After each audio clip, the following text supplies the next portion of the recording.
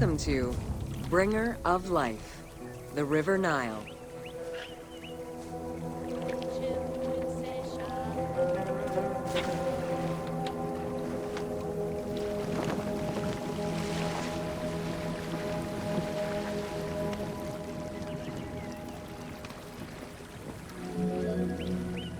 The ancient Egyptians called the dark fertile soil of the Nile the Black Lands, and the surrounding desert was referred to as the Red Lands. The dramatic difference of productive land opposed to barren desert had a deep influence on cultural ideology, mythology, and religion.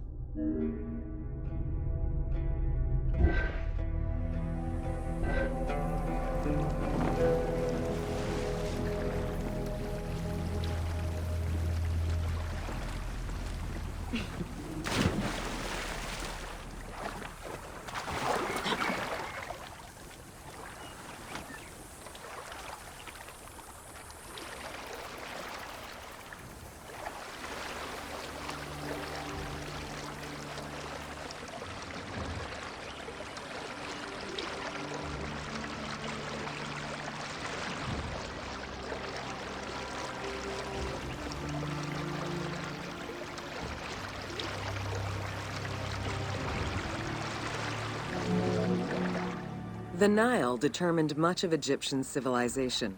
For example, the seasonal cycle of the Nile was so consistent that ancient Egyptians created their calendar around it.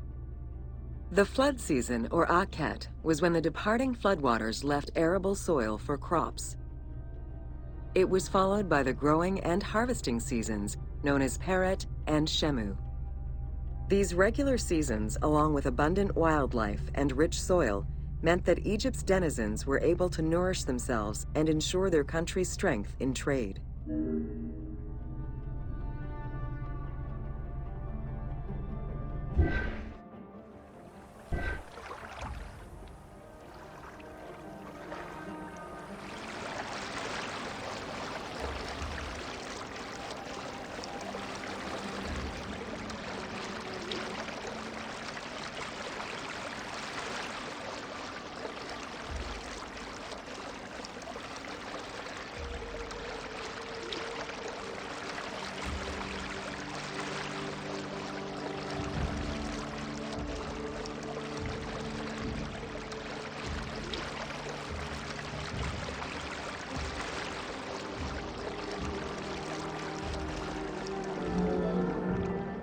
The River Nile, flowing from the south to the north, neatly traversed through both Upper and Lower Egypt.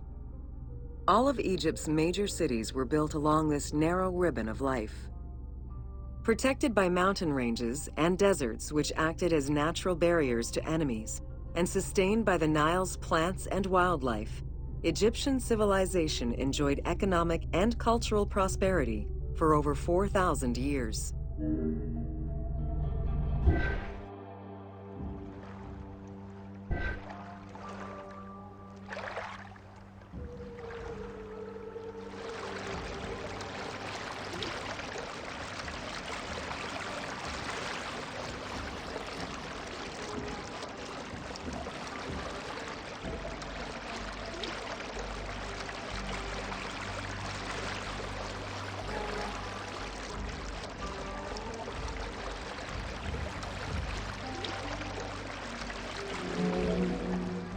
Both ancient Egyptians and ancient Greeks referred to the Nile as the river in their respective languages.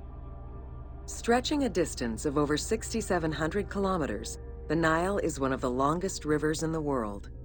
It flows south to north, spanning 11 countries. The River Nile originates in the region of the Great Subequatorial Lakes, including one of the largest in the world, Lake Victoria near Tanzania.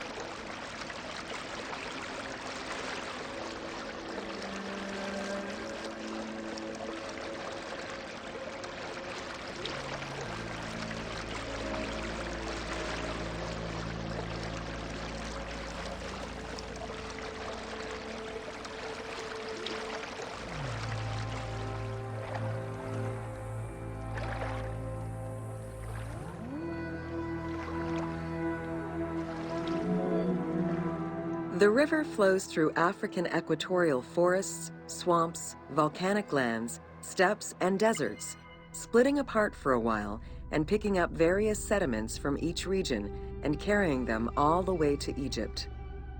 Its main artery, known as the White Nile, rejoins with the Blue Nile in Khartoum. This is where it weaves through rich deposits of silt and nutrients, carrying them along in its wake.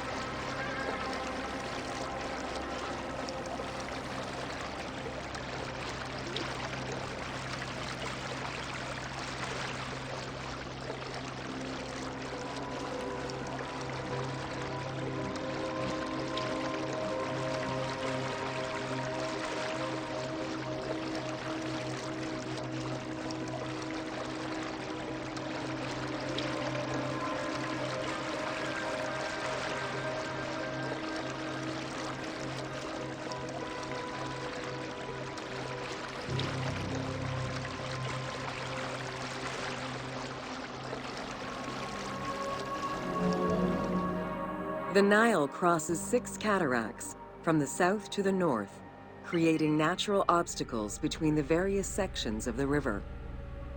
The cataracts are long zones of about 100 kilometers, where the bubbling and rapidly swirling waters advance tumultuously amid enormous heaps of rocks and benches of hard stone.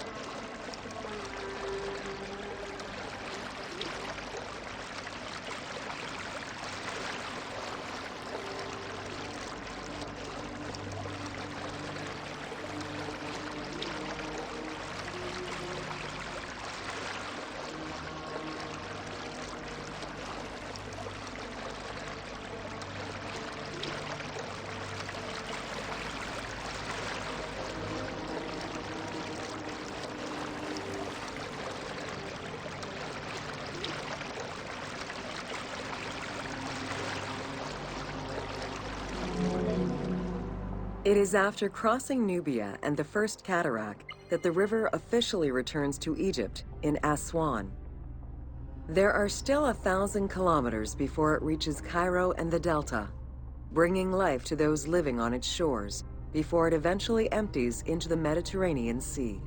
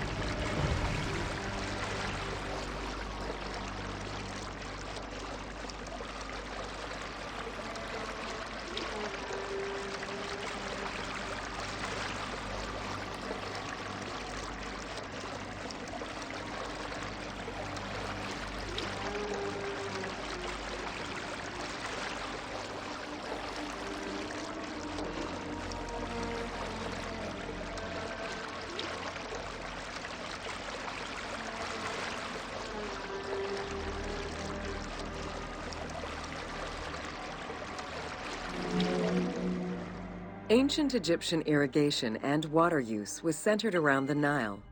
However, they also had access to streams and rivers, as well as several large lakes. The delta, situated at the north end of the Nile, also known as Lower Egypt, is a large irrigated area where the river splits into several tributaries.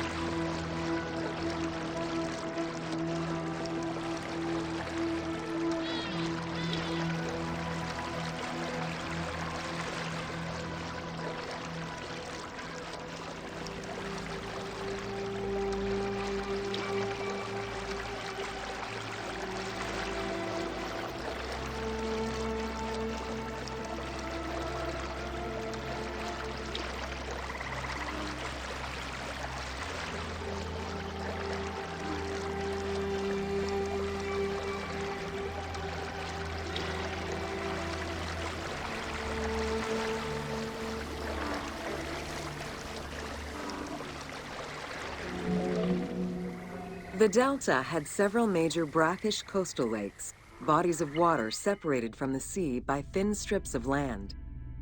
A mix of deep to shallow waters, salt swamps, and sand plains, these lakes were refuge to a wealth of species, as well as water and land plants. The occasional bandit could also be found sheltering within the denser reeds, waiting for the unwary traveler.